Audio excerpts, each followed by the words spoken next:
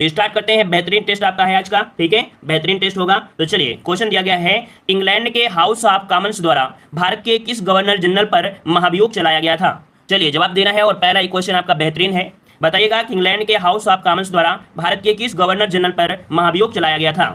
तो चलिए यहाँ पर काफी लोग जवाब दे रहे हैं, यहाँ पर आपका ए नंबर दे रहे हैं और आपका जवाब बिल्कुल सही है, वॉरेन हेस्टिंग। याद रखिएगा कि आपके वॉरेन हेस्टिंग पर महाभियोग चलाया गया था। ऑप्शन क्या बन जाएगा, ए नंबर राइट हो जाएगा। आगे बढ़ते हैं, क्वेश्चन दिया गया है, इच्छा सब कष्टों का कारण है, इसका प्रचार करने वाला धर्म कौन सा है। यहाँ पर 2 का जवाब दीजिएगा। और हमने आपको बताया भी था बहुत बेहतरीन तरीके से, इच्छा सब कष्टों का कारण है। अगर व्यक्ति में इच्छाएं ना हो तो कष्ट नाम की चीज हो नहीं सकती है। ये आपके बौद्ध धर्म में कहा गया है ना। तो ऑप्शन क्या हो जाएगा, यहाँ पर आपका जवाब हो जाएगा ए नंबर राइट हो जाएगा। क्योंकि बौद्ध ने 4 आमर्ष सत्य दिए थे ना। बौद्ध के 4 सत्य थे क्या, दुख, दुख समुदाय, दुख निरोध और दुख निरोध गामिनी, है ना, इनको दिया था। ऑप्शन पर ए नंबर हो जाएगा। और आगे बढ़ते हैं, क्वेश्चन दिया है, वह प्रथा जिसके तहत किसान स्वयं भूमि का मालिक होता है और सरकार को भू राजस्व के भुगतान के लिए जिम्मेदार माना जाता है। ऐसी कौन सी प्रथा थी कि जिसमें किसान स्वयं भूमि का मालिक होता था, है ना, और सरकार को भू राजस्व के भुगतान के लिए जिम्मेदार माना जाता है। यहाँ पर 3 नंबर में ऑप्शन भी हो जाएगा रैयतवाड़ी प्रथा। कौन सी प्रथा थी, ये रैयतवाड़ी प्रथा है, जिसके अंदर किसान स्वयं भूमि का मालिक होता है और सरकार को भू राजस्व के भुगतान के लिए जिम्मेदार माना जाता है। ऑप्शन बी हो जाएगा राइट। नेक्स्ट क्वेश्चन दिया गया है, निम्नलिखित नेताओं में से किसने भारत छोड़ो आंदोलन के दौरान जेल से फरार होकर भूमिगत गतिविधियों को संगठित किया था। बताइए, भारत छोड़ो आंदोलन 1942, याद रखिएगा ये समय आपके जो जवाब बनेगा कौन सा बनेगा, कौन से, तो आपके यहाँ पर जवाब आ रहा है ऑप्शन डी। देखिएगा यहाँ पर जयप्रकाश नारायण, जो जयप्रकाश नारायण थे, है ना, ये भारत छोड़ो आंदोलन के दौरान क्या हुए थे, आपके कह सकते हैं बोलते हैं फरार हो गए थे। तो जेल से फरार होकर भूमिगत गतिविधियों का संगठन इनके द्वारा किया गया था, ठीक है ना। ये कहाँ थे, तो आपके हजारीबाग सेंट्रल जेल से भागे थे। कौन से, हजारीबाग सेंट्रल से भागे थे। चलिए आगे बढ़ते हैं, क्वेश्चन दिया गया है, महात्मा गांधी ने 1930 में सविनय अवज्ञा आंदोलन का आरंभ किया था। तो ये बताइएगा सविनय अवज्ञा आंदोलन, ये क्वेश्चन पूछा जाना है, 100% लिखित बात है कि क्वेश्चन आएंगे ही आएंगे, ठीक है ना। तो याद रखिएगा 1930 में सविनय अवज्ञा आंदोलन का प्रारंभ किया, कहां पर किया।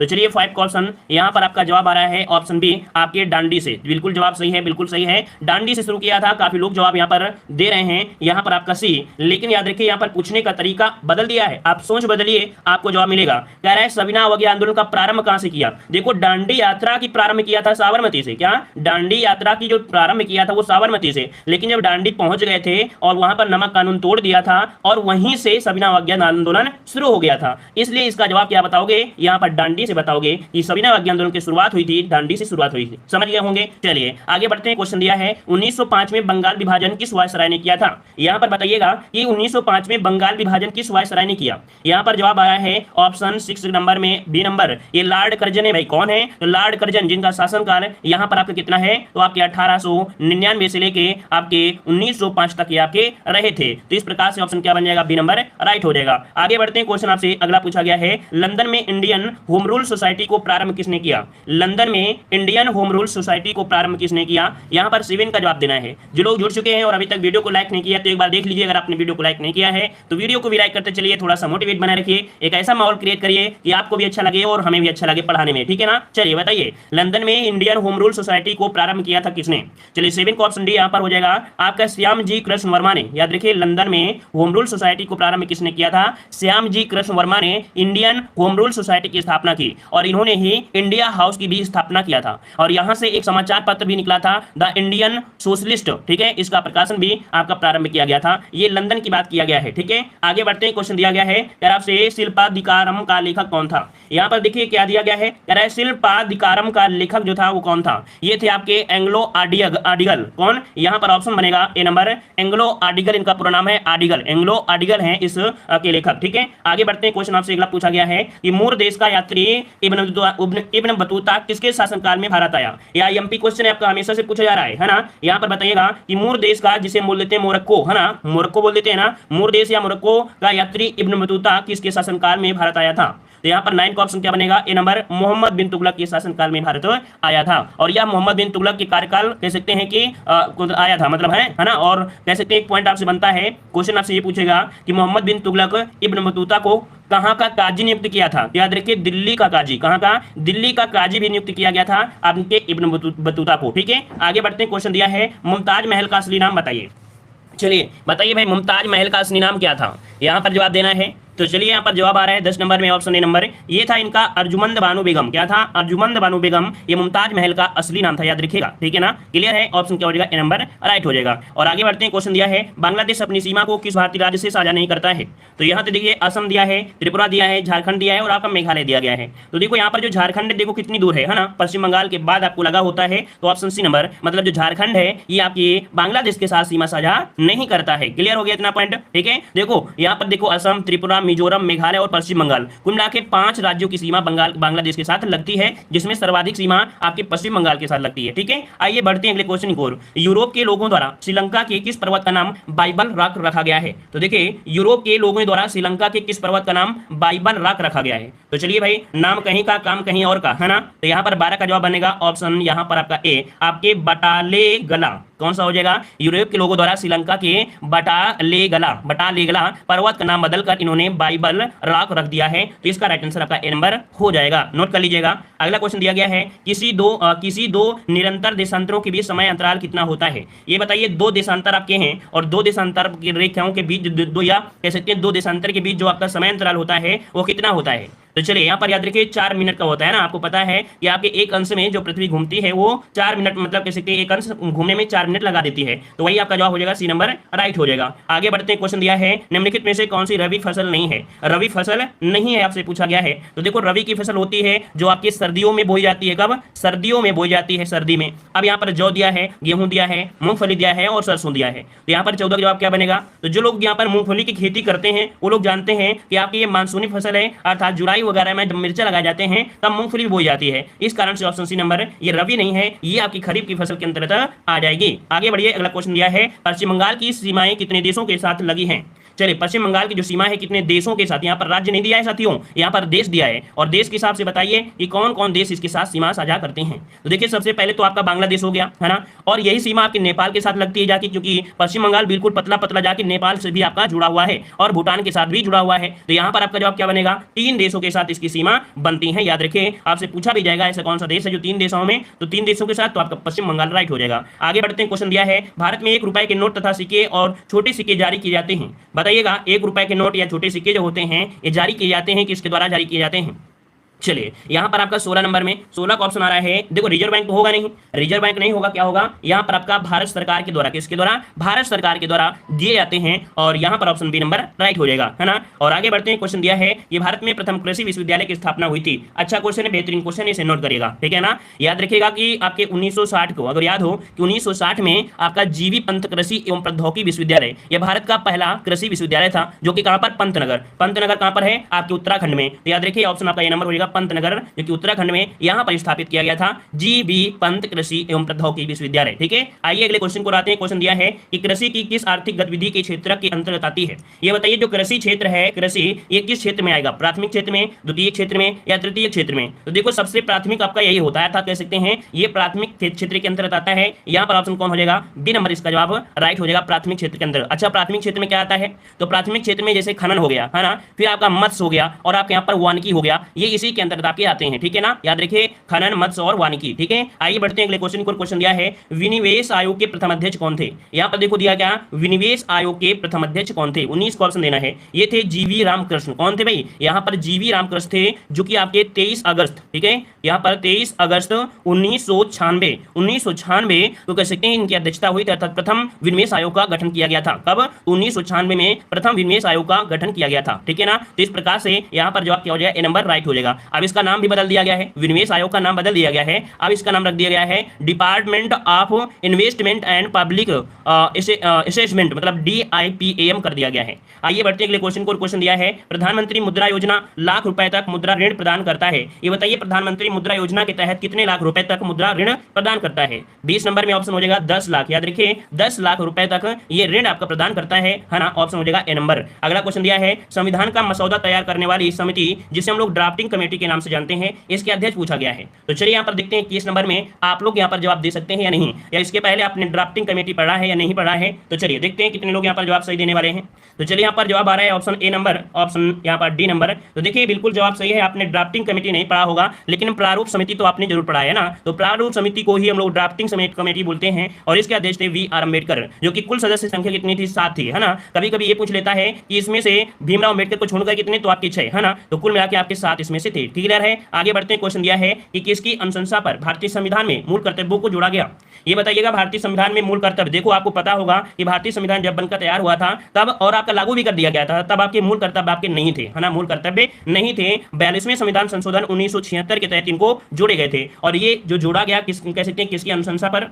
तो यहाँ पर आपका जवाब हो जाएगा 22 ऑप्शन आ रहा है बी, आपके स्वर्ण सिंह रिपोर्ट पर, है ना। स्वर्ण सिंह समिति रिपोर्ट पर ये मूल कर्तव्यों को जोड़ा गया था। जब जोड़ा गया था तब आपके 10 मूल कर्तव्य थे, लेकिन वर्तमान में कितने हो गए हैं? 11 मूल कर्तव्य हो गए हैं, जो कि शिक्षा के अधिकार को भी एक मौलिक कर्तव्य के अंतर्गत मूल कर्तव्य में जोड़ दिया गया है। आगे बढ़ते हैं। क्वेश्चन दिया गया है, कह रहा है राज्यसभा का अध्यक्ष कौन होता है? राज्यसभा का जो अध्यक्ष होता है कौन होता है? चलिए यहाँ पर जवाब हो जाएगा 23 नंबर में। 23 नंबर में बिल्कुल सही आ रहा है, बिल्कुल सही है। आपके उपराष्ट्रपति, याद रखिए पदेन सभापति बोला जाता है, याद रखिए इन्हें पदेन सभापति बोला जाता है। ऑप्शन क्या हो जाएगा? बी नंबर राइट हो जाएगा, है ना। और इनको जो पैसे मिलते हैं वो पदेन सभापति अर्थात राज्यसभा के अध्यक्ष के पद के ही रुपए इनको मिलते हैं, आपके उपराष्ट्रपति के कोई पैसे नहीं मिलते हैं, ठीक है ना। ये अध्यक्ष के पद के पैसे मिलते हैं। आगे बढ़िए। क्वेश्चन दिया गया है, निम्नलिखित में से किसमें विधानसभा नहीं है? बताइए कहां पर विधानसभा नहीं है 24 नंबर में।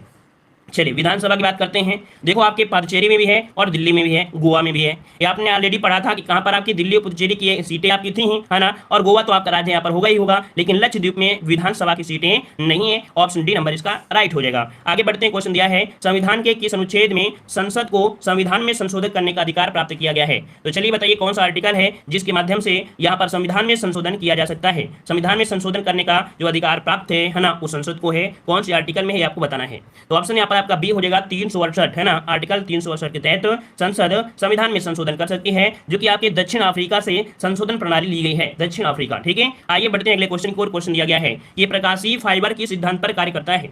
26 का जवाब देना है 26 नंबर में। 26 का सही जवाब क्या बनेगा?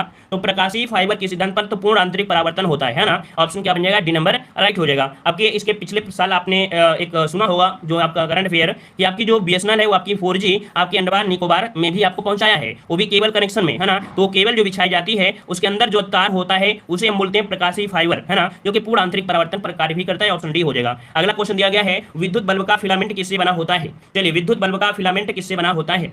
चलिए इन प्रश्नों को आप लोग चुटपुटिया मत समझिएगा, ठीक है। इन प्रश्नों को आप चुटपुटिया मत समझिएगा, क्योंकि यही क्वेश्चन आपके एग्जाम में पूछे जाते हैं, हमेशा पूछे जाते हैं, ठीक है। तो चलिए यहाँ पर देखो 27 का ऑप्शन क्या बनेगा, यहाँ पर जवाब दीजिएगा। चलिए 27 को ऑप्शन यहाँ पर बन जाएगा ऑप्शन डी। याद रखिए विद्युत बल्ब का फिलामेंट होता है टंगस्टन का। किससे बना होता है? तो आपके टंगस्टन का बना होता है। ऑप्शन बनेगा यहाँ पर आपका डी नंबर। क्लियर है? चलिए आगे बढ़ते हैं। क्वेश्चन आपसे, अच्छा टंगस्टन मतलब कह सकते हैं बस वही है कि वायुमंडलीय जो ऑक्सीजन है वो नहीं पहुंच पाता है, जिससे क्रिया करके ये कमजोर नहीं बनता है ना। अगला क्वेश्चन दिया है, सिरका अर्थात जिसे बोलते हैं विनेगर का रासायनिक नाम बताइएगा। तो एक नया नाम भी पढ़िए, विनेगर किसे कहते हैं? विनेगर, विनेगर हम लोग सिरका को कहते हैं। किसे? सिरका का। सिरका का रासायनिक नाम क्या होता है? Acetic acid. क्या होता है? एसिटिक एसिड होता है। मतलब आपका जवाब क्या हो जाएगा? ए नंबर। 28 का जवाब क्या बनेगा? ए नंबर आपका राइट हो जाएगा, ठीक है ना। और अगर हम बात करें सूत्र की, तो देखो यहाँ पर आपका अम्ल है, अम्ल में क्या होता है? COOH तो आपका होता ही है ना। साथ में क्या होगा? CH3। याद रखिए CH3 COOH ये होता है इसका सूत्र, है ना। तो ऑप्शन क्या बन जाएगा? ए नंबर हो जाएगा। इसका काम किस में आता है? तो अचार बनाते हैं, चटनी बनाते हैं, इन सभी में किया जाता है और औषधि रंग उद्योग में भी इसका प्रयोग किया जाता है। अगला क्वेश्चन दिया है, बेरी बेरी की कमी के कारण होता है। बेरी बेरी विटामिन B1, है ना। इसके तो ऑप्शन ए नंबर विटामिन कौन पर है? विटामिन B1 यहाँ पर है, ऑप्शन सी। विटामिन B1 की कमी से उत्पन्न होने वाला रोग कौन सा है? तो आपका बेरी बेरी हो जाता है। आगे बढ़ते हैं। क्वेश्चन दिया है, सामान्यतः निषेचन होता है। सामान्यतः निषेचन होता है कहाँ पर होता है? डिंबावाहिनी नली में, गर्भाशय में, ग्रीवा में, या आपके आच्छादन या योनि में। चलिए 30 का जवाब देना है और इस प्रश्न का जवाब इनमें से सही क्या हो जाएगा? सामान्य विज्ञान में आपकी इसके पहले हमने जो मॉडल पेपर सॉल्व कराया था, जो सामान्य विज्ञान की क्लास चल रही है, तो सामान्य विज्ञान में यही आपका क्वेश्चन भी दिया गया था, सेम टू सेम क्वेश्चन। तो अगर आप लोग सामान्य विज्ञान की क्लासें नहीं देख रहे हैं तो सामान्य विज्ञान की पूरी क्लास आप देखिए, है ना। तो चलिए यहाँ पर देखिए सही जवाब क्या हो जाएगा। तो याद रखिए डिंबा वाहिनी नली। डिंबा वाहिनी नली मतलब जहां पर इसे बोलते हैं कि आपके अंडाणु, क्या होते हैं? अंडाणु। तो यहाँ पर ऑप्शन क्या हो जाएगा? ए नंबर इसका राइट हो जाएगा। क्लियर है? निषेचन क्रिया डिंबा वाहिनी नली में ही संपन्न होती है। ऑप्शन यहाँ पर आपका राइट हो जाएगा, ए नंबर राइट हो जाएगा। आगे बढ़ते हैं। क्वेश्चन आपसे अगला पूछा गया है, कह रहे निम्नलिखित में से कौन कमल का पर्यायवाची नहीं है? कमल का पर्यायवाची नहीं आपसे पूछा गया है 36 नंबर में।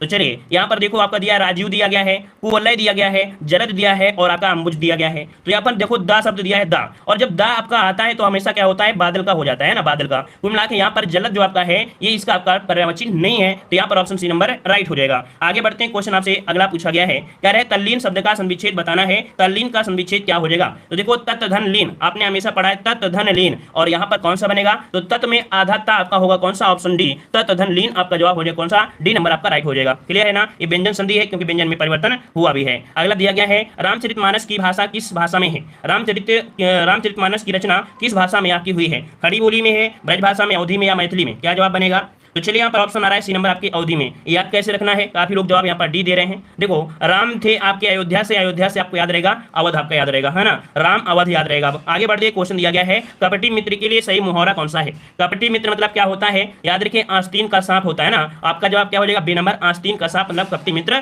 होता है। और अगला दिया गया है, कह रहे मदिरा पीने का प्याला के लिए एक शब्द बताइए। मदिरा पीने का जो प्याला होता है उसे क्या कहते हैं? तो इसे नोट करिएगा कि क्वेश्चन हमने आपको पढ़ा भी दिया है, हिंदी की जो हमने क्लास लिया है हिंदी की वो हमने पढ़ा दिया है। मदिरा पीने का जो प्याला होता है उसे चषक बोलते हैं, और चषक जो आपका सही लिखा जाएगा वो कौन सा सही लिखा जाएगा? तो यहाँ पर आपका जवाब बनेगा कौन? डी नंबर, ये वाला चषक होगा। मतलब यहाँ पर जो सा है ये वाला सा का प्रयोग किया जाता है, याद रखिएगा है ना। और यहाँ पर आते हैं अगले क्वेश्चन को। क्वेश्चन आपसे अगला पूछा गया है, चलिए कह रहा है किस पैरा एथलीट को टोक्यो पैरा ओलंपिक के लिए भारतीय दल का ध्वजवाहक चुना गया है? करंट अफेयर का बेहतरीन क्वेश्चन है, और यहाँ पर याद रखिएगा क्वेश्चन दिया गया है किस पैरा एथलीट को टोक्यो पैरा ओलंपिक खेलों के लिए भारतीय दल का ध्वजवाहक चुना गया है? तो चलिए भाई 51 का जवाब देखते हैं, किस प्रश्न का जवाब यहाँ पर आएगा। यहाँ पर देखो सबसे पहली बात दिया गया है पैरा ओलंपिक है ना, मतलब जो अपंग लोग होते हैं, पैर से कहीं ना कहीं से अपंग लोग होते हैं, ऐसे लोग भी आपके कह सकते हैं इसमें भाग लेते हैं पैरा एथलीट में है ना। और आपके थंगावेलु को, किसे? तो आपके थंगावेलु, मरियप्पन थंगावेलु को यहाँ पर चुना गया है भारतीय दल का ध्वजवाहक। याद करिए, नोट कर लीजिएगा ठीक है ना, भारतीय दल का ध्वजवाहक चुना गया है ठीक है। और कह सकते हैं टोक्यो जो में पैरा ओलंपिक होंगे वो आपकी 24 अगस्त से शुरुआत होंगे ठीक है, 24 अगस्त से 5 सितंबर 2021 तक आपके आयोजित रहेंगे आपके पैरा ओलंपिक ठीक है। आइए बढ़ते हैं अगले क्वेश्चन को। क्वेश्चन दिया गया है किस राज्य में विश्व का पहला आनुवांशिक रूप से संशोधित रबर प्लांट लगाया गया है? ये विश्व का पहला आनुवांशिक रूप से संशोधित रबर प्लांट है ना, लगाया कहां पर गया है? तो आपको ऑप्शन आ रहा है यहाँ पर बी नंबर, आपके असम में। कहां पर लगाया गया है? तो आपके असम में। इसका राइट आंसर जो बनेगा वो आपका जवाब क्या बनेगा? असम या तमिलनाडु? कौन बनेगा भाई? असम बनेगा या तमिलनाडु बनेगा? यहाँ पर थोड़ा सा देखते हैं जल्दी से। तो आपके यहाँ पर गुवाहाटी, असम, देखो असम में ही होगा ठीक है। ऑप्शन क्या हो जाएगा? बी नंबर इसका राइट हो जाएगा ठीक है। बुक में जो आपका दिया वो आपका गलत दिया गया है ना, यहाँ पर आप लोग बी नंबर कर लीजिएगा, मतलब कह सकते हैं कि असम कर लीजिएगा ठीक है, असम कर लीजिएगा, क्योंकि असम की गुवाहाटी में है ना, गुवाहाटी असम में पड़ता है, तो गुवाहाटी में आपका है विश्व का पहला आनुवांशिक रूप से संशोधित रबर प्लांट आपका लगाया गया है ठीक है ना। तो ऑप्शन क्या हो जाएगा? सी नंबर राइट हो जाएगा। इसी प्रकार से एक रिसर्च इंस्टीट्यूट भी आपका है, कहाँ पर? तो आपके केरल में जो आपका है वो रबर प्लांट है, लेकिन कैसा है? रिसर्च इंस्टीट्यूट के रूप में वो कार्य कर रहा है, जो कि काफी लंबे वर्षों से शोध किया जा रहा है ठीक है। तो इसका ऑप्शन क्या बनेगा? बी नंबर राइट हो जाएगा। क्लियर हो गया है इतना पॉइंट? चलिए आगे बढ़ते हैं। क्वेश्चन आपसे अगला पूछा गया है, जो कि अगला क्वेश्चन काफी अच्छा है। देखो दिया गया है कि जून 2021 में किस राज्य में मुख्यमंत्री युवा उद्यमी योजना शुरू की गई है?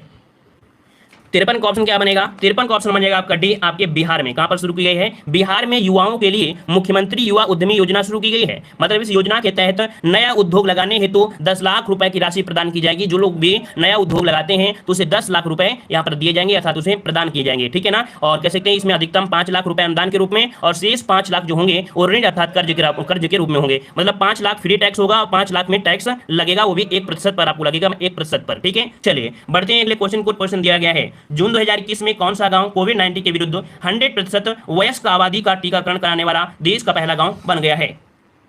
और ये क्वेश्चन आपका अच्छा है, करंट अफेयर का ये क्वेश्चन आपका अच्छा है, बहुत ही अच्छा है। यहाँ पर आपका 54 नंबर में जवाब देना है, और 54 नंबर का ऑप्शन क्या बन जाएगा? यहाँ पर आपका बी, ये है आपका वेयान। कौन है? ये गांव का नाम है आपका वेयान गांव नाम है, जम्मू कश्मीर में पड़ता है। कहाँ पर? जम्मू कश्मीर में एक बांदीपोरा जिला है, और बांदीपोरा जिला में ही पड़ता है गाँव, वेयान गाँव है, जो कि यहाँ पर जो वयस्क लोग हैं, वयस्क में 100% टीकाकरण आपका हो चुका है। तो ऑप्शन आपका बी नंबर राइट हो जाएगा ठीक है। आइए बढ़ते हैं अगले क्वेश्चन को। क्वेश्चन दिया गया है मई 2021 में संपन्न गोल्फ प्रतियोगिता पीजीए चैंपियनशिप 2021 का खिताब किसने जीता है? तो देखिएगा यहाँ पर दिया है पीजीए चैंपियंस 2021 का किताब, वो भी कैसी है? गोल्फ प्रतियोगिता है, और इसमें से 55 का ऑप्शन बनेगा आपका राइट आंसर। यहाँ पर ये नंबर, ये आपके फिल मिकेल्सन। कौन है? फिल मिकेल्सन है। इन्होंने 50 साल की उम्र में, कितने? 50 साल की उम्र में यहाँ पर कह सकते हैं ये चैंपियंस जीतकर इतिहास रच दिया है। और इस जीत के साथ ही मिकेल्सन टूर के इतिहास में एक बड़ा खिताब जीतने वाले सबसे उम्र दराज खिलाड़ी हैं। मतलब सबसे उम्र दराज खिलाड़ी का जो रिकॉर्ड है इन्हीं के नाम हो गया है। 50 साल की उम्र में ये कह सकते हैं खिताब इन्होंने जीता है। आगे बढ़ते हैं, क्वेश्चन आपसे अगला पूछा गया है मई 2021 में किस भारतीय को ग्रीन ऑस्कर के नाम से प्रसिद्ध व्हिटले पुरस्कार प्रदान करने की घोषणा की गई है? हमने आपको पुरस्कार दिया, बताया भी था और बताया था कि ग्रीन ऑस्कर के नाम से जाना जाता है, आपके व्हिटले पुरस्कार से जाना जाता है। और याद रखिए व्हिटले पुरस्कार जो प्रदान किया गया है वो किस भारतीय को प्रदान करने की घोषणा की गई है? यहाँ पर ऑप्शन क्या बन जाएगा? ऑप्शन बन जाएगा आपका सी, ये है आपके नुक्कू फोम। कौन है आपके? ये आपके नुक्कू फोम है। ये क्या है? तो नागालैंड के, कहाँ के? नागालैंड के पर्यावरणविद आपके हैं, है ना, पर्यावरण से संबंधित आपके हैं, कह सकते हैं। तो ये आपके नागालैंड के हैं, तो ऑप्शन क्या हो जाएगा? सी नंबर राइट हो जाएगा। और याद रखिए ग्रीन ऑस्कर के नाम से जाना जाता है व्हिटले पुरस्कार को। ठीक है, आगे बढ़ते हैं। क्वेश्चन आपसे अगला पूछा गया है, अक्टूबर 2021 में दूसरा संयुक्त राष्ट्र वैश्विक सतत परिवहन सम्मेलन कहां आयोजित किया जाएगा? ये दूसरा संयुक्त राष्ट्र वैश्विक सतत परिवहन सम्मेलन है और आयोजित किया जाएगा कहां पर? तो आपका 57 का ऑप्शन यहां पर जवाब हो जाएगा डी नंबर, आपके बीजिंग में। कहां पर? तो बीजिंग। बीजिंग कहां पड़ता है? तो आपके चीन में पड़ता है, चीन में आयोजित किया जाएगा। और यह सम्मेलन विश्व भर में स्थायी परिवहन व्यवस्था प्राप्त करने की दिशा में अवसर प्रदान किए गए हैं, ठीक है ना, उन पर केंद्रित किया गया है। ठीक है, आगे बढ़ते हैं। क्वेश्चन आपसे अगला पूछा गया है, जून 2021 में आईसीआईसीआई बैंक ने सीमा पर रोक से आवक प्रेषक के लिए तत्काल सुविधा प्रदान करने हेतु किसके साथ समझौता किया है? तो यहाँ पर 58 का ऑप्शन बनेगा आपका डी, आपके स्विफ्ट। क्या? यहाँ पर याद रखिए कि आपके स्विफ्ट, यहाँ पर जवाब जो बनेगा डी नंबर आपका राइट हो जाएगा, स्विफ्ट। ठीक है ना, तो यहाँ पर डी आपको याद रख लेना है। ठीक है, और आगे बढ़ते हैं। क्वेश्चन आपसे अगला दिया गया है और अच्छा क्वेश्चन है, भारत की पहली स्वदेशी 9mm मशीन पिस्तौल का क्या नाम रखा गया है? ये 9mm मशीन पिस्तौल है ना, एक भारतीय सैनिक ने ही, ये भारतीय सेना ने ही कह सकते हैं, एक नौजवान थे जिसने यहाँ पर बनाकर तैयार किया है, एक पिस्तौल है। और रक्षा मंत्रालय ने कह सकते हैं जानकारी दिया है, पिस्तौल का नाम है अस्मी। क्या नाम है? अस्मी नाम है। इसका जवाब आपके यहाँ पर नंबर हो जाएगा, अस्मी रखा गया है। मतलब इसका अर्थ क्या होता है? अर्थ होता है गर्व, आत्मसम्मान, कठिन परिश्रम। अस्मी मतलब होता है गर्व, आत्मसम्मान, कठिन परिश्रम। तो ऑप्शन क्या हो जाएगा? ए नंबर। इसको भी नोट करिएगा, आपके वैज्ञानिक कह सकते हैं, जो आपकी कह सकते हैं टेक्नोलॉजी से जुड़ा क्वेश्चन ये पूछा जा सकता है। आगे बढ़ते हैं। क्वेश्चन आपसे दिया है और अच्छा क्वेश्चन है, उत्तर प्रदेश के किस जिले में मेगा लेदर पार्क की स्थापना की जाएगी? तो चलिए बताइएगा फटाफट, उत्तर प्रदेश के किस जिले में मेगा लेदर पार्क की स्थापना की जाएगी? तो यहाँ पर 60 का ऑप्शन आपका बी नंबर, आपके कानपुर में। याद रखिए मेगा लेदर पार्क की स्थापना कहाँ पर? तो आपकी कानपुर जिले में की जाएगी। इसका राइट आंसर जो बनेगा वो आपका बी नंबर। याद रखिएगा कि दिसंबर 2020 में केंद्र सरकार ने कानपुर उत्तर प्रदेश में स्थापित होने वाली मेगा लेदर टेक्नोलॉजी परियोजना को मंजूरी उन्होंने प्रदान कर दिया है ना। और लगेगी कहाँ पर? तो जो लोग कानपुर में रहते हैं उनको पता होगा, रमईपुर एक गाँव नाम है ना, रमईपुर आपका जो गाँव है, रमईपुर गाँव के पास ही ये स्थापित की जाएगी परियोजना। ठीक है, आगे बढ़ते हैं। क्वेश्चन आपसे अगला पूछा गया है, चलिए अगला क्वेश्चन बहुत ही अच्छा दिया गया है कि निम्नलिखित में से कौन सा त्योहार उड़ीसा में मनाया जाता है? तो चलिए 61 का जवाब देना है। 61 का राइट आंसर इनमें से कौन सा हो जाएगा? कौन सा त्योहार है जो आपके उड़ीसा में मनाया जाता है? यहाँ पर आपका 61 का ऑप्शन हो जाएगा बाली तृतीया। क्या है? बाली तृतीया, ये आपका कह सकते हैं कहाँ मनाया जाता है? तो आपके कहाँ पर? तो आपके त्योहार उड़ीसा में मनाया जाता है। ठीक है, ऑप्शन क्या हो जाएगा? सी नंबर राइट हो जाएगा। ठीक है, ये विवाहित महिलाओं द्वारा मनाए जाने वाले त्योहार है, मतलब जो महिलाएं विवाहित होती हैं वही ये त्योहार क्या मनाती हैं, याद रखिएगा। ठीक है, आगे बढ़ते हैं। क्वेश्चन आपसे अगला दिया है, इन इरा ऑफ डार्कनेस नामक पुस्तक किसने लिखी है? इन इरा ऑफ डार्कनेस नामक जो पुस्तक लिखा है, ये लिखा है तो आपके शशि थरूर। कौन? शशि थरूर। तो ये बुक को भी आप लोग नोट करिएगा क्योंकि ये बुक आपकी पूछी जा सकती है। शशि थरूर है, इसका जवाब बन जाएगा कौन सा? बी नंबर राइट हो जाएगा। ठीक है, आगे बढ़ते हैं। क्वेश्चन दिया गया है यार आपसे यहाँ पर, कलकत्ता में भारतीय सांख्यिकी संस्थान की स्थापना किसने की थी? कलकत्ता में, जो कि वर्तमान में कोलकाता कहते हैं, भारतीय सांख्यिकी संस्थान की स्थापना जो की थी वो आपकी किसने की थी? यहाँ पर याद रखिएगा 1931 में। कब? तो आपकी बात कब की है? बात है आपकी 1931 में। प्रशांत चंद्र महालनोबिस। कौन थे? प्रशांत चंद्र महालनोबिस ने ही किया था। और ये कार्य जो है वो सांख्यिकी शिक्षण, सांख्यिकी अनुसंधान आज के क्षेत्र में इसका किया जाता है। ऑप्शन डी हो जाएगा। अगला क्वेश्चन दिया गया है, निम्न में से सूची फर्स्ट की सूची सेकंड के साथ यहाँ पर आपको मिलान करना है। ठीक है, तो देखिए यहाँ पर कुछ संस्थान है जिनका मिलान आप लोगों को कर लेना है। तो देखिए यहाँ पर ऐसा तो नहीं है कोई गलत दिया गया हो, अच्छा अनुसार गलत आपको दर्शाया गया। क्या गलत दर्शाया गया है? तो कौन सा गलत दर्शाया गया है? तो यहाँ पर देख लेते हैं कौन सा गलत दिया गया है।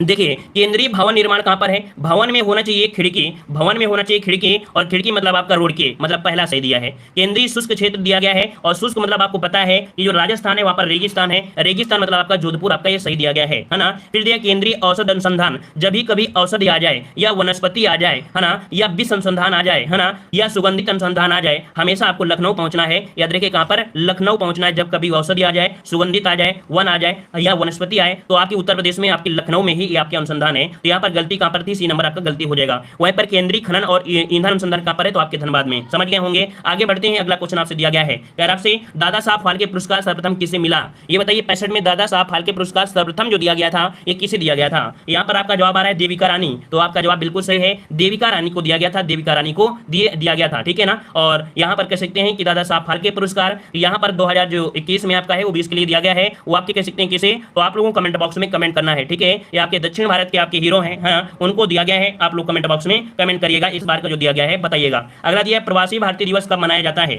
प्रवासी भारतीय दिवस कब मनाया जाता है, यहाँ पर जवाब देना है। और काफी लोग यहाँ पर जवाब दे रहे हैं 9 जनवरी। अब 9 जनवरी को ये क्यों मनाते हैं, क्योंकि यहाँ पर आपके दक्षिण अफ्रीका से आपके 1915 को दक्षिण अफ्रीका से गांधी जी स्वदेश से वापस लौटकर आए थे। और पहला प्रवासी दिवस कब मनाया गया, ये भी आप नोट करिएगा, पहला प्रवासी दिवस 2003 में मनाया गया था। कब, 2003 में मनाया गया था, याद रखिएगा, पहला भारतीय प्रवासी दिवस। अगला क्वेश्चन दिया है निम्न में से जोड़ा, कौन सा जोड़ा सही दिया है ना, सही जोड़ा का मिलान करना है। कुछ आपके यहाँ पर राजधानियां दिए गए हैं, तो आपको बताइए कि असम की राजधानी क्या है, तो असम की राजधानी दिसपुर है। क्या भाई, दिसपुर है, मतलब पहला ही पॉइंट क्या हो गया, गलत हो गया। अरुणाचल प्रदेश की राजधानी आपकी ईटानगर है, ना कि गुवाहाटी है, इसका क्या है, ईटानगर है। इसका मतलब है कि यहाँ पर ये भी आपका गलत हो गया है ना। फिर इसके बाद दिया गया है क्या, त्रिपुरा की राजधानी क्या है, तो अगरतला, मतलब सी नंबर जो आपका है ये बिल्कुल आपका सही जवाब राइट हो जाएगा ना। और नागालैंड की राजधानी शिलांग दिया है, नागालैंड की राजधानी क्या है, कोहिमा है। क्या है, कोहिमा है। इस प्रकार से यहाँ पर सी नंबर आपका कह सकते हैं सही दिया गया था। क्लियर हो गया। आगे बढ़ते हैं, क्वेश्चन दिया गया है, कह रहा आपसे निम्नलिखित में से कौन सा नृत्य गोवा का लोक नृत्य है। ये बताइए गोवा का लोक नृत्य है वो कौन सा है, 68 में जवाब दीजिएगा। गोवा का लोक नृत्य याद रखिए फुगड़ी। क्या है, फुगड़ी। फुगड़ी कहां पर है, ये है आपका बी नंबर में।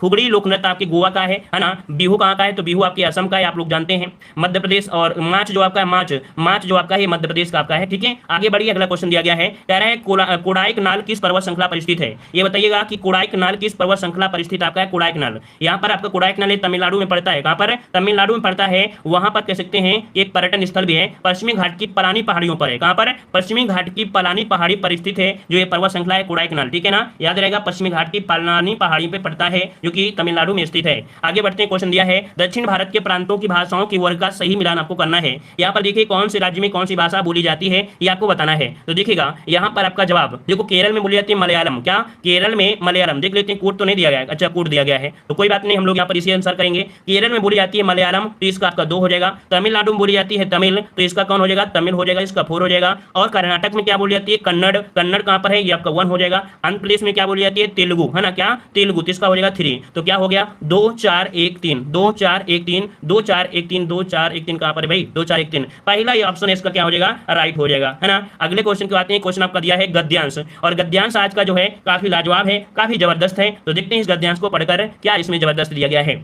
देखो, कुछ महापुरुष तटस्थ होकर चिंतन करते हैं और अन्वीक्षक मतलब होता है रिसर्च करना, चिंतन, मनन, विश्लेषण, संश्लेषण आदि के आधार पर नई व्यवस्था की कल्पना करते हैं तथा नए मूल्यों, नए आदर्शों, नई आस्थाओं का सृजन करते हैं। नई अर्थव्यवस्था या नई व्यवस्था देने वाले ऐसे तटस्थ चिंतन धन्य होते हैं, क्योंकि केवल आलोचना करते रहना तो सरल है किंतु उपाय बताना कठिन है। मार्क्स ने कुछ उपाय बताए हैं। किसने, मार्क्स ने कुछ उपाय बताए हैं और लेनिन ने उन्हें मूर्त रूप दिया है। मतलब कह सकते हैं उपाय बताया है मार्क्स ने, लेकिन इनका रूप या कह सकते हैं इनको एक मूर्त रूप जो दिया है वो लेनिन ने दिया है। रूसो, लास्की आदि ने भी उपाय बताए हैं। किसने, रूसो, लास्की ने भी उपाय बताए हैं। उन्हें साकार करना अन्य जन पर निर्भर रहा है, किंतु कुछ महापुरुष और भी आगे बढ़ गए। उन्होंने केवल उपाय ही नहीं बताया बल्कि स्वयं एक निष्ठता से उस पर आचरण करने के लिए जुट गए। महात्मा गांधी ने जो समझा वही कहा और जो कहा वही किया। उनके विचार कथनी और करनी एक ही थे। उनमें अपनी बात कहने और आचरण करने का साहस था। उनका जीवन अपने सुझाए हुए उपायों एवं आदर्शों के आधार पर विविध प्रयोगों और अनुभवों की संजीव श्रृंखला है। महात्मा गांधी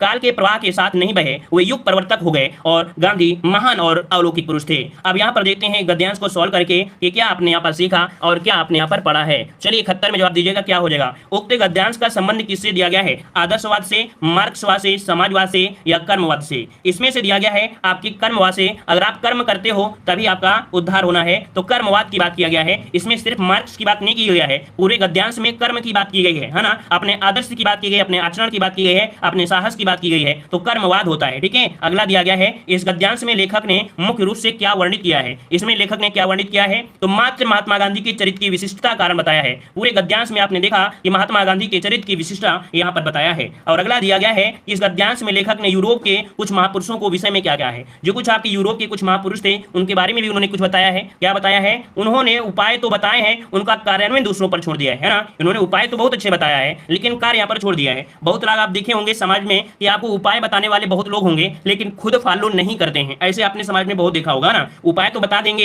है ना कि ये कर लीजिएगा सिलेक्शन हो जाएगा, लेकिन उपाय के साथ साथ अगर थोड़ा सा सपोर्ट कर दिया जाए तो आपका सिलेक्शन पक्का हो जाएगा। अगला दिया गया है, कह रहा है इस गद्यांश में लेखक ने महात्मा गांधी के विषय में क्या कहा है और महात्मा गांधी के बारे में इसमें से बोला गया है क्या। तो यहाँ पर देखो कह रहा है केवल वो सिद्धांतवादी थे, उनकी कथने और करने में अंतर था, केवल वे आदर्शवादी थे। तो ऐसा तो नहीं है, यहाँ पर ऐसा कोई पॉइंट नहीं है क्योंकि वहां पर सिद्धांत के साथ साथ करनी भी थी, कथनी भी थे, आदर्श भी थे। यहाँ पर ये पॉइंट जो आपका नहीं शब्द है ये आपका नहीं होना चाहिए था, है ना। और अगला दिया गया है तटस्थ चिंतन से क्या तात्पर्य है। तटस्थ चिंतन मतलब क्या होता है, तटस्थ मतलब होता है निष्पक्ष होकर सोच विचार करना। क्या, निष्पक्ष होकर सोच विचार करना, ये इसका कह सकते हैं अभिप्राय था, ठीक है। और अगला गद्यांश यहाँ पर आपको दिया गया है, चलिए देख लेते हैं अगले गद्यांश को भी सॉल्व करके, ठीक है। कह रहे हैं आसमान में मुक्का मारना कोई बुद्धिमानी का काम नहीं है ना। बहुत लोग बोलते हैं ना मुक्का मारूंगा मुक्का मारूंगा मुक्का मारूंगे, तो देखिए आज मुक्का मारना है। कह रहे आसमान में मुक्का मारना कोई बुद्धिमानी का काम नहीं समझा जाता है, बिना लक्ष्य के तर्क करना भी बुद्धिमानी नहीं है। हमें भली भांति समझ लेने की आवश्यकता है कि हमारा लक्ष्य क्या है, हम जो कुछ प्रयत्न करने जा रहे हैं वह किसके लिए है। साहित्य हम किसके लिए रचते हैं,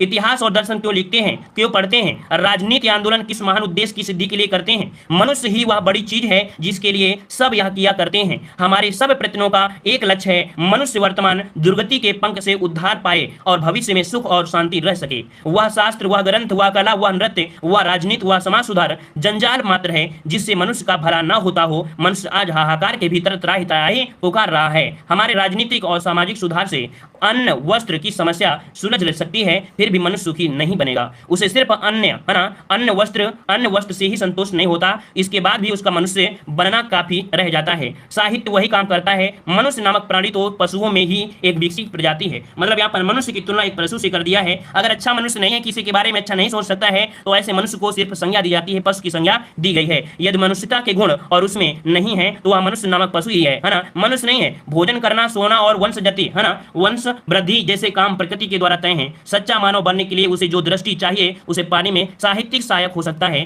ना। तो देखिएगा यहाँ पर एक ऐसे व्यक्ति के बारे में, एक ऐसे इंसान के बारे में बोला गया है कि अगर मेहनत करते हो तो ठीक है और मेहनत नहीं करते हो तो आपकी जिंदगी एक जानवर के समान है, खा लेना, लेटे रहना, पड़े पड़े बहलाना, है ना, वही दिया गया इसमें। तो आइए यहाँ पर देखते हैं क्या दिया है। आसमान में मुक्का मारने से तात्पर्य क्या है, तो बताइए आसमान में मुक्का मारना मतलब क्या हो जाएगा 76 में, तो ऑप्शन सी हो जाएगा निरर्थक कार्य करना। मुक्का मार नहीं सकते, निरर्थक कार्य हो गया ना। अगला बताइएगा, कह रहा है बुद्धिमानी नहीं है। क्या बुद्धिमानी नहीं है, तो भाई बुद्धिमानी नहीं है क्या, आसमान में मुक्का मारना कोई बुद्धिमानी नहीं है, कोई अच्छा काम नहीं कर रहे हो, है ना। और अगला दिया गया है कि साहित्यिक कला नृत्य आदि व्यर्थ हैं यदि उनसे, यह देखो साहित्य कला और नृत्य ये सभी व्यर्थ हैं यदि उनसे क्या हो, उनसे मनुष्य का हित ना हो। अगर मनुष्य का हित नहीं होता है तो आपकी साहित्य, आपकी कला, आपका नृत्य सब निरर्थक है, सब व्यर्थ है। यहाँ पर क्या हो जाएगा, डी नंबर राइट होगा। और अगला क्वेश्चन दिया गया है, कह रहे आपसे यहाँ पर कि अन्य वस्त्र आदि की समस्याएं हल हो सकती हैं। अन्य वस्त्र आदि की समस्याएं आपकी हल हो सकती हैं और कैसे हो सकती हैं यहाँ पर बताइएगा। तो सामाजिक सुधारों से, अगर आप सामाजिक सुधार कर देते हैं तो हर एक प्रकार की जो समस्या है ये आपकी हल हो सकती है। यहाँ तो सिर्फ अन्य और वस्त्र की बात की गई है ना। और अगला आपसे दिया गया है मनुष्य के लिए प्रकृति द्वारा तय कामों में नहीं है। मनुष्य के लिए प्रकृति द्वारा तय कामों में नहीं है। तो भाई 80 वाले में देखो यहाँ पर वंश की वृद्धि ये तो प्रकृति द्वारा हो रहा है ना, वंश की प्राप्ति हो रही भयंकर। सोना ये भी आपका है, भोजन करना ये है। यहाँ पर 80 वाले में जो डी नंबर आपका है अन्य वस्तु की पूर्ति, ये प्रकृति के द्वारा नहीं है, ये कर्म के द्वारा होगा। ये कर्म आपको करना पड़ेगा तभी होगा, तो ऑप्शन क्या हो जाएगा, डी नंबर राइट हो जाएगा। इस प्रकार से आज के गद्यांश भी आपके जोशीले भरे थे, दमदार थे, बेहतरीन थे, आपके जीवन से जुड़े हुए थे, आपको मोटिवेट करने वाले यहाँ पर आपके गद्यांश थे। हमने इसे सॉल्व कराया और बहुत ही आसानी से आप लोगों ने भी सॉल्व कर लिया। तो चलिए आज की क्लास यहीं पर स्टार्ट। ये लिंक आपको दी गई, चलिए क्लिक करिए और जल्दी से आइए, हम भी पीछे से आ रहे हैं, ठीक है।